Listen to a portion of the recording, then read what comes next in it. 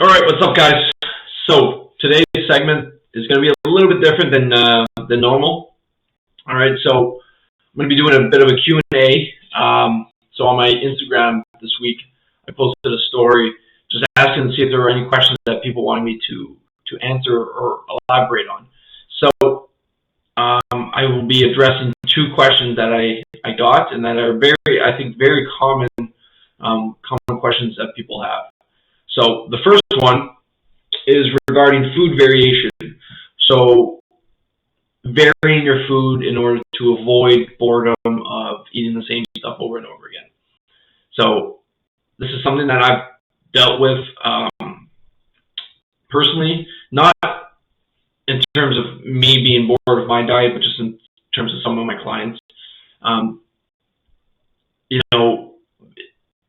People kind of look at nutrition plans and dieting as what bodybuilders or physique competitors do. And I just kind of want to start off by saying that they're a little bit in a different boat because they have a very, very specific goal where their plan needs to be very detailed. They need to control as many variables as possible. So in order to control as many factors as they can, and specifically calories, they might need to eat the same foods over and over again, just because it's that consistency that is important for gauging and tracking progress.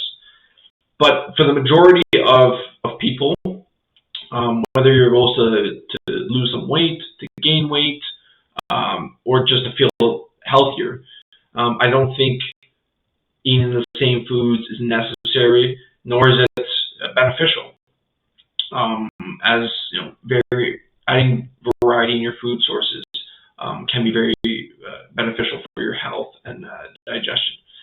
So typically what I do with people that I work with on their nutrition is I kind of give them a list of different protein sources, different carbohydrate sources, different fats. Veggies, I pretty much give them whatever they want. I don't consider squash or corn really like veggies. Those are more starches. But let's say anything green, spinach, salad, carrot, or carrots aren't green, but they're still a good vegetable.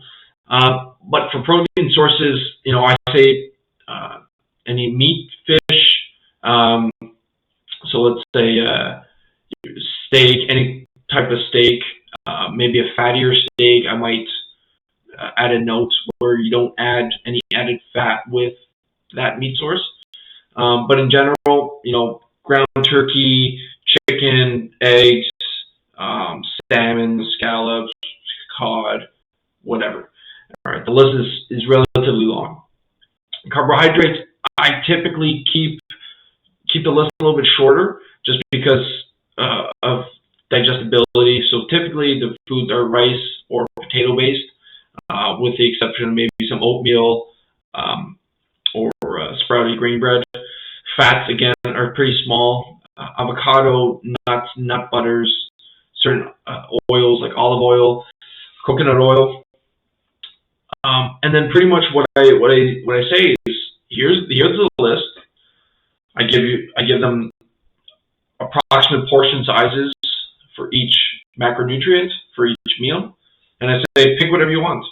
I don't care if you have steak one day, fish the next, whatever you guys feel like you guys can have. I personally am not a huge fan of that during the week, simply because I'm very busy and I don't have time to think about what I'm going to eat or have time to prepare 4 different meals during the day. So what I do is, I'm working with a coach. So again, it's a little bit different because we're trying to keep things as constant as possible. But typically during the week, I like to keep things as simple and as plain as possible. Now, plain doesn't mean that it doesn't have a taste. I change the seasonings, which is something that you could do. Just get multiple different types of seasonings or sauces like a sugar-free ketchup, mustard, buffalo sauce. Or if you're looking to gain weight, you can even get some of the barbecue sauces. So you can play around with that. And then, say on the weekend, if you have more time, that's when you could maybe try like a recipe. I like to look at some of the paleo website that for recipes. They typically have some pretty good tasting ones that also conform to the plan and utilize the same macronutrients that I recommend.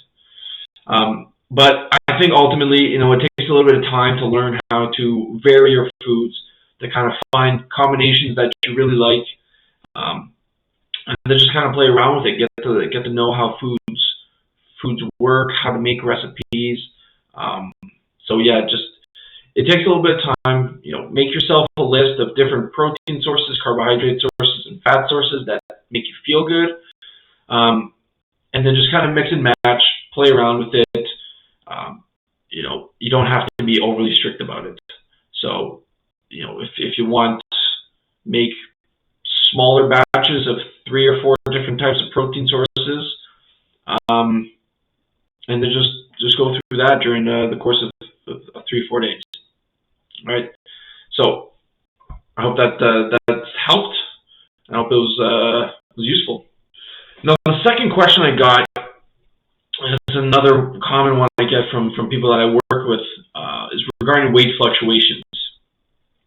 So I'm going to try to keep this one short because it can get a little bit complicated regarding all the science and physiology behind it. But basically, weight fluctuations, or the weight on the scale, is not an exact or true representation of your progress, whether that be building muscle or losing fat. So I'm going to start off with the case of building muscle. So let's say you had a killer workout and a high carbohydrate day following it. You may weigh a little heavier the next day because of increased muscle glycogen. Your muscles are fuller, and you might be holding a little bit of water because of the carbohydrates. So the scale weight might have gone up 2 pounds, but that most likely does not mean you put 2 pounds of muscle tissue on. Muscle tissue takes a lot longer time to build. And then on the opposite side, let's say if you're trying to lose weight or just trying to get leaner, let's say you had more water than usual, you had more salt on your meals than you typically do. Those both might force you to retain more water, which can make you look, let's say, not as lean. I'm not saying that you're looking fatter, but you just may look, let's say, softer, not as sharp. And then the scale weight might have gone up. So, this is one of the reasons why I don't typically recommend people weighing themselves on a daily basis unless they're experimenting. But the scale can play psychological and mind games. So if you're going in the opposite direction of what your goal is, that could be pretty stressful because you might get frustrated and wonder what's going on. But all it is really, it could just be a fluctuation of water. It could be a fluctuation of inflammation. Maybe you're still inflamed from your last workout, or you ate something that didn't sit well with you the night before. Simply a night of sleep can affect your weight the following day. So again, I don't typically recommend you weigh yourself every day. What I do recommend is weighing yourself once or twice a week. Let's say the same days, every time you weigh yourself, and then just kind of look at the weekly changes or even monthly changes, kind of as a means to gauge your progress. Now, if you do want to weigh yourself every day, if you're kind of a little bit neurotic about it, then I would do is not look at the day-to-day basis as a gauge of progress, but instead use an average of the weekly weights. So take the weight over the whole 7 days, average it out, and then kind of set for that week, that's the average, and then just look out again on a week-to-week basis to see how you're progressing. That's a much, much better representation of whether or not you're going in the right direction or not. So I hope these questions have helped.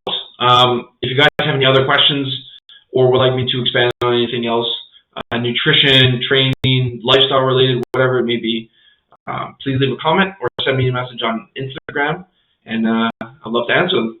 All right. Have a good week, guys. Take care.